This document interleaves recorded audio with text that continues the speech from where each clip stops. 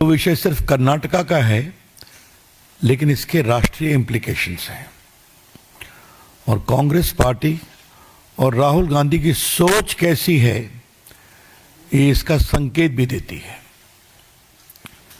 Karnataka government in the budget has publicly announced a 4% reservation for Muslims in government contracts.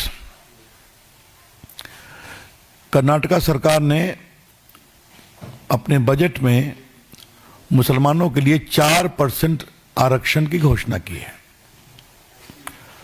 अभी तक नौकरी तक समझते थे, अब सरकारी ठेकों में भी रिजर्वेशन हो रहा है और उसमें भी सीधा मुस्लिम्स के लिए 4%।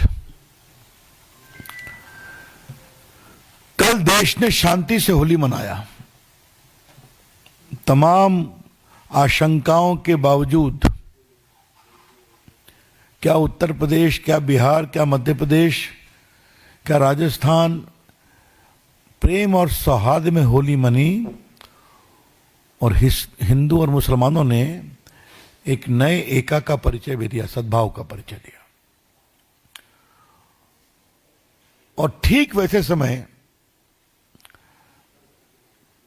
कम्युनल पॉलिटिक्स और वोट बैंक पॉलिटिक्स को एक नया आयाम दिया जा रहा है। देखिए, ये चीजें देखने में छोटी लगती हैं। क्या हुआ, सिर्फ 4% रिजर्वेशन तो दिया है गवर्नमेंट कॉन्ट्रैक्ट में, लेकिन छोटी छोटी चीजें बड़ी बनती हैं। अब देख लीजिए, शाबानो हुआ, शाबानो के बाद 3 तलाक हुआ, बीच में राम जन्मभूमि में मंदिर निर्माण की बात हुई। ये सारी पार्टियां अपोज करती रहीं, कोई बदलाव नहीं हुआ। देश में काफी बदलाव हो गया। भाजपा कहां से कहां पहुंच गई। थोड़ा बहुत जो लोकसभा के चुनाव में इन लोगों ने विस्परिंग कैंपेन किया था, झूठ, कि भाजपा आरक्षण की विरोधी है, तो उसका कुछ असर हुआ। जनता को मालूम हो गया कि ये झूठ है। तो देखिए, क्या हरियाणा, क्या महाराष्ट्र और क्या दिल्ली, जनता ने जबरदस्त दबाव दिया, क्योंकि जनता नरेंद्र मोदी को कमजोर होते नहीं देखना चाहती, जो देश का विकास हो रहा है। बार बार हारने के बावजूद इनके हालत नहीं सुधरते। भाजपा की ओर से, हम भाजपा के राष्ट्रीय मंच की ओर से ये बहुत जिम्मेवारी के साथ कहना चाहते हैं, ये सब राहुल गांधी के इशारे पर हो रहा है। The BJP would like to emphasise categorically with some sense of responsibility that this reservation in Karnataka has been extended under full patronage and approval of Rahul Gandhi.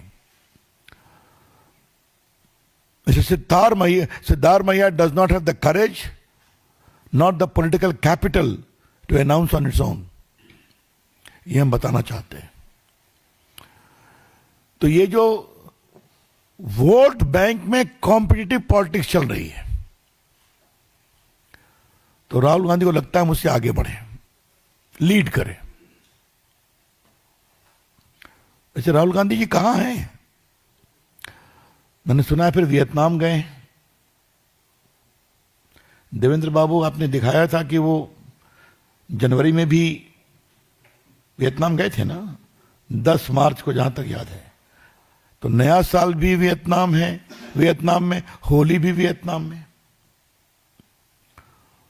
मुझे भी बताया गया कि लगभग 22 दिन उन्होंने वियतनाम में समय दिया है। इतना समय तो अपनी कॉन्स्टिट्यूंसी में नहीं दिया, रायबरेली में उन्होंने। लेकिन राहुल गांधी को एकाएक वियतनाम से इतना प्यार हो क्यों गया है? अब तो विपक्ष के नेता है ना,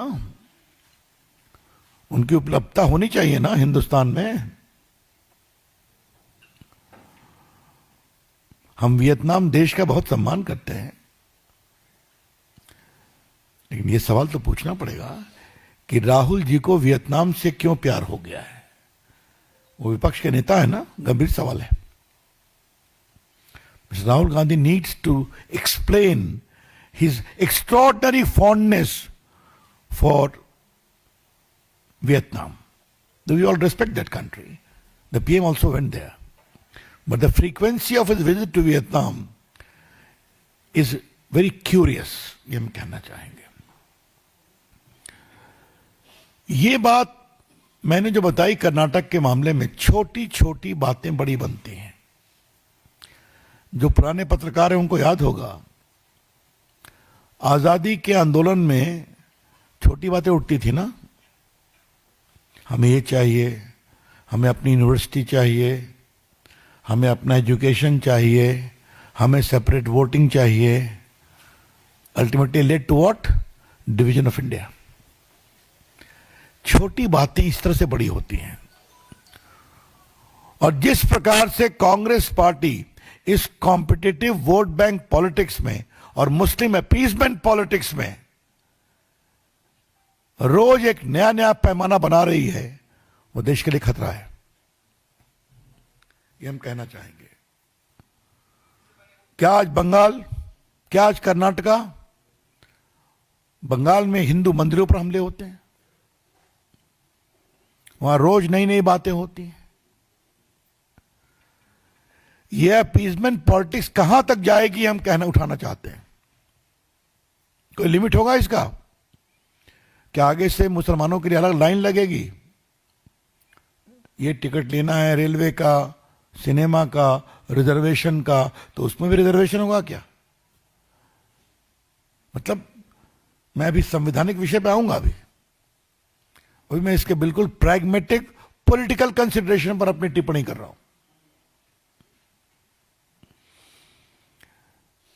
और फिर कहूंगा, मैंने संसद में भी कहा है 2 बार इसको, इतनी बार हारे हैं, कहां से कहां पहुंच गए, फिर भी समझते नहीं हैं और सवाल अपने को संभालते भी नहीं है, न समझते हैं न संभालते हैं। ये पूरा वोट बैंक पॉलिटिक्स का कितना बड़ा ग्रिप है उनके ऊपर, ये हम कहना चाहते हैं। बीजेपी इसका विरोध करती है और करेगी। आपको याद होगा कि आंध्र प्रदेश में 4% रिजर्वेशन दिया गया था, आंध्र प्रदेश हाईकोर्ट ने उसको क्वॉश कर दिया। मैटर सुप्रीम कोर्ट में कॉन्स्टिट्यूशन बेंच में पेंडिंग है, क्योंकि religious based reservation is not permissible under the Indian constitution. ये जो संविधान की बात बार बार करते हैं, उसमें स्पष्ट लिखा हुआ है सोशल बैकवर्डनेस, एजुकेशनल बैकवर्डनेस। उसमें तो हर जात के लोगों को देते हैं, अच्छी बात है, ओबीसी को भी देते हैं, मुस्लिम समाज के भी ओबीसी को आप दे सकते हैं, लेकिन सीधा गवर्नमेंट कॉन्ट्रैक्ट में हम देंगे 4% रिजर्वेशन, ये टोटली अनकॉन्स्टिट्यूशनल है। और आपको मालूम है कि सुप्रीम कोर्ट ने क्या इंदिरा शौने केस हो या बाकी केसेस में कई बार कहा है। अभी देखिए, कलकत्ता हाई कोर्ट ने क्वॉश कर दिया था reservation on ground of religion, supreme court में आया, वो मैटर पेंडिंग है। सुप्रीम कोर्ट ने क्या कहा था कि 9 दिसंबर 2024 reservation must not be based on religion, says supreme court to West Bengal. बार बार कहते हैं, क्योंकि भारत का संविधान अलाउ नहीं करता इसको। सोशल बैकवर्डनेस पर आप कर सकते हैं, लेकिन इस पर सुप्रीम कोर्ट के दर्जनों जजमेंट हैं, अभी मैं उस पर आपका समय नहीं लूंगा। लेकिन ये एक वेल सेटल्ड प्रिंसिपल है, कोई सोशली एजुकेशनली बैकवर्ड है, उसका बैकवर्डनेस आप डिसाइड करिए, सर्वे करिए, उसको डाल दीजिए, लेकिन सीधा एक कम्युनिटी, रिलीजियस कम्युनिटी के बेसिस